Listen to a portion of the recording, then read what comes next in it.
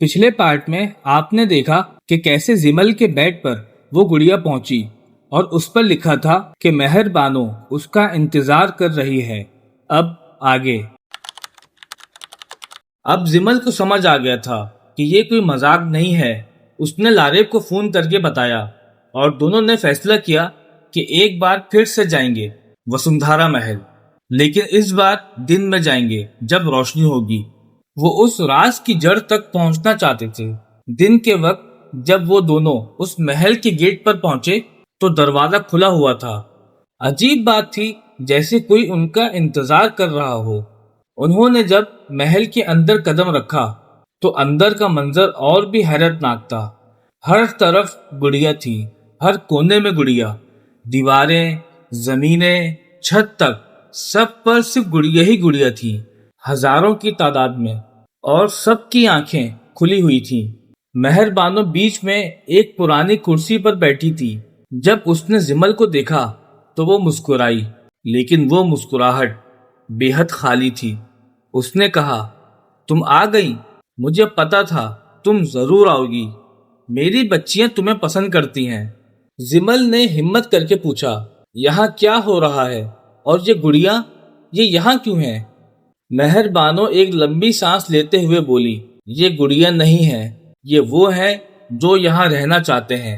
بہت سال پہلے جب میری اپنی 3 بیٹیاں تھیں تو گھر میں آگ لگ گئی تھی اور وہ تینوں اس دن یہاں اکیلی تھیں۔ میں باہر گئی ہوئی تھی اور جب میں واپس آئی تو مجھے صرف ان کی گڑیا ملی اور وہ تینوں ختم ہو گئی تھیں، لیکن ان کی روحیں وہ یہاں رہ گئیں۔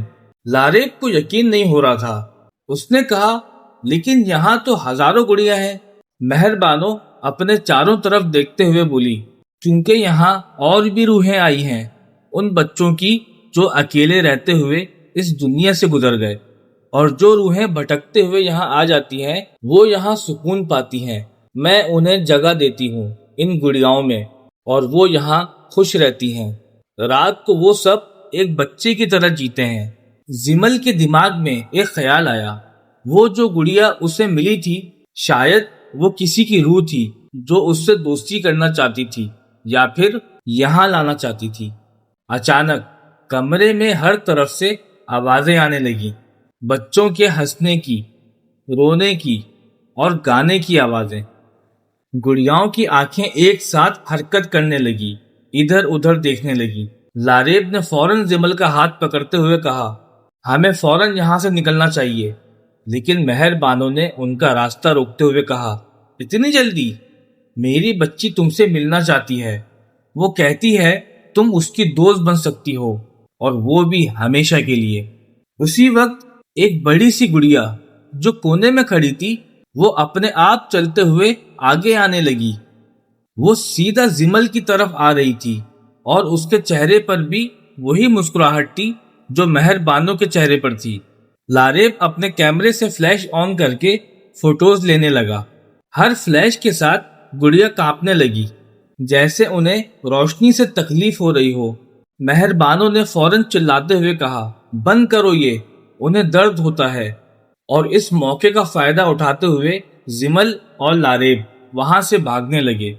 وہ دروازے تک پہنچے اور باہر نکل گئے، لیکن جب وہ بھاگ رہے تھے تو انہیں ایسا لگا جیسے کئی چھوٹے چھوٹے ہاتھوں نے انہیں روکنے کی کوشش کی۔ شاید وہ ہاتھ گڑیاؤں کے تھے۔ محل سے نکلنے کے بعد وہ دونوں سیدھا ایک مولوی صاحب کے پاس گئے اور انہیں سب کچھ بتایا۔ مولوی صاحب نے غور سے سنتے ہوئے کہا، یہ گھر اب انسانوں کا نہیں رہا، جو روحیں وہاں ہیں وہ نہ تو سکون پا رہی ہیں اور نہ ہی جا رہی ہیں۔ مہر بانو نے انہیں قیدی بنا رکھا ہے اپنے پیار کے نام پر۔ تمہیں اس گھر سے دور رہنا چاہیے اور اب کبھی اس محل میں دوبارہ مت جانا۔ لیکن بات یہاں ختم نہیں ہوئی۔ اگلے کچھ دنوں میں زمل کی زندگی میں عجیب واقعات ہونے لگے۔ اس کی الماری میں سے گڑیا ملنے لگی جو اس نے کبھی خریدی ہی نہیں تھی۔ اس کے فون پر رات کو مس کال آنے لگے، لیکن نمبر ان نون ہوتا، اور جب وہ واپس کال کرتی تو صرف بچوں کے ہنسنے کی آواز آتی۔ اس کے خوابوں میں وہ وسندھرا محل میں ہوتی اور ہزاروں گڑیا اسے گھیرنے لگتی۔ ایک رات جب وہ سو رہی تھی تو اس کو ایسا لگا جیسے کسی نے اس کے بالوں کو سلایا ہو۔ جب اس نے آنکھیں کھولی تو اس کے سامنے بالکل وہی گڑیا کھڑی تھی جس کے ہاتھ میں پہلے ایک نوٹ تھا، اور اس بار اس گڑیا کے ہاتھ میں ایک چھوٹی سی گڑیا تھی جو بالکل زمل جیسی دکھتی تھی۔ وہی بال، وہی ہائٹ اور سیم کپڑے۔ زمل نے اس رات وہاں جانے کا فیصلہ کیا۔ اس نے لاریب کو بلایا اور کہا، ہمیں واپس جانا ہوگا اور اس بار ہمیں یہ سب ختم کرنا ہوگا۔ اگر ہم نے ایسا نہیں کیا تو یہ روحیں مجھے کبھی نہیں چھوڑیں گی۔ دونوں نے فیصلہ کیا کہ وہ مولوی صاحب کے ساتھ جائیں گے، کچھ خاص دعاؤں کے ساتھ۔ اگلے دن وہ لوگ وسندھرا محل پہنچے۔ جیسے ہی وہ محل کے اندر گئے تو معلوم ہوا کہ مہر بانو ان کا انتظار کر رہی تھی۔ وہ بیچ میں کھڑی تھی اور اس کے چاروں طرف ہزاروں گڑیا گول دائرے میں کھڑی تھی۔ اس نے کہا، تم واپس آ گئی، میں نے کہا تھا نا میری بچی تمہیں جانے نہیں دے گی۔ مولوی صاحب فوراً اونچی آواز میں دعائیں پڑھنے لگے۔ جیسے ہی انہوں نے پڑھنا شروع کیا تو ہر طرف سے آوازیں آنے لگیں، دردناک چیخوں کی آوازیں، رونے کی آوازیں اور مدد مانگنے کی آوازیں۔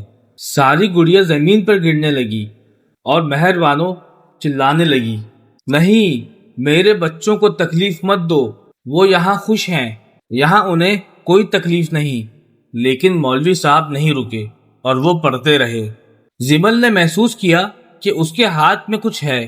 جب اس نے دیکھا تو وہ چھوٹی گڑیا تھی جو اسی کی شکل کی تھی، اور وہ گڑیا پگھل رہی تھی جیسے موم ہو، اور جیسے جیسے وہ پگھل رہی تھی زمل کو اپنے سینے میں ہلکا ہلکا سکون محسوس ہونے لگا۔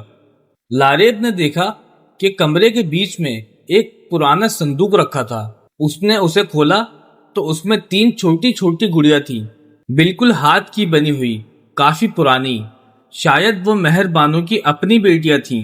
مولوی صاحب نے کہا، ان تینوں کو آزاد کرو، انہی کی وجہ سے باقی سب یہاں پھنسے ہوئے ہیں۔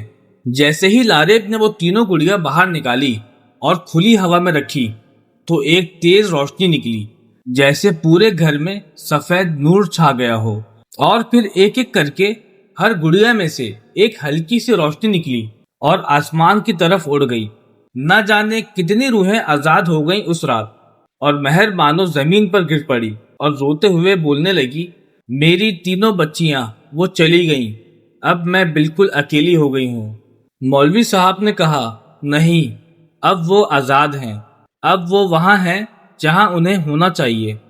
تم نے انہیں اپنے پیار میں قیدی بنا رکھا تھا، تمہارا پیار انہیں آزاد نہیں بلکہ بندھن بنا گیا تھا۔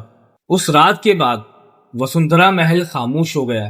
مہر بانو کو کچھ لوگ شہر کے باہر ایک ہاسپٹل میں لے گئے جہاں اس کا علاج شروع ہوا۔ زمل اور لاریب کی زندگی اب نارمل ہو گئی۔ وہ گڑیا جو زمل کے گھر میں تھی اب سب غائب ہو گئیں۔ کچھ مہینے بعد زمل کو ایک خط ملا۔ ڈاکیا نے کہا، یہ پرانے شہر سے آیا ہے۔ جب اس نے کھولا تو اندر ایک تصویر تھی، مہر بانو کی تینوں بیٹیوں کی، جو مسکرا رہی تھی، آزاد تھیں اور خوش لگ رہی تھیں، اور نیچے صرف شکریہ لکھا تھا۔ آج بھی وسندھرا محل کھڑا ہے کولکتہ میں، لیکن اب وہ ایک کھنڈر ہے، وہاں کوئی نہیں رہتا۔ شہر کی سرکار نے اسے سیل کر دیا ہے، لیکن رات کو اگر کوئی وہاں سے گزرتا ہے تو ابھی بھی ہلکی ہلکی آوازیں سنائی دیتی ہیں، جیسے بچے کھیل رہے ہوں۔ تو دوستوں، یہ تھی آج کی کہانی۔ کیا آپ کبھی کسی ایسے گھر میں گئے ہیں جو بالکل خاموش ہو لیکن پھر بھی محسوس ہو کہ وہاں کوئی ہے؟ کیا آپ کے گھر میں بھی کوئی پرانی گڑیا ہے جو رات کو عجیب لگتی ہے؟ اپنی رائے کمنٹس میں ضرور شیئر کریں۔ آپ کے کمنٹس مجھے اگلے ایپیسوڈ کے لیے راستہ دکھاتے ہیں۔ اگر یہ سٹوری آپ کو پسند آئی ہو تو لائک اور سبسکرائب کر کے بیل آئیکن ضرور دبائیے گا۔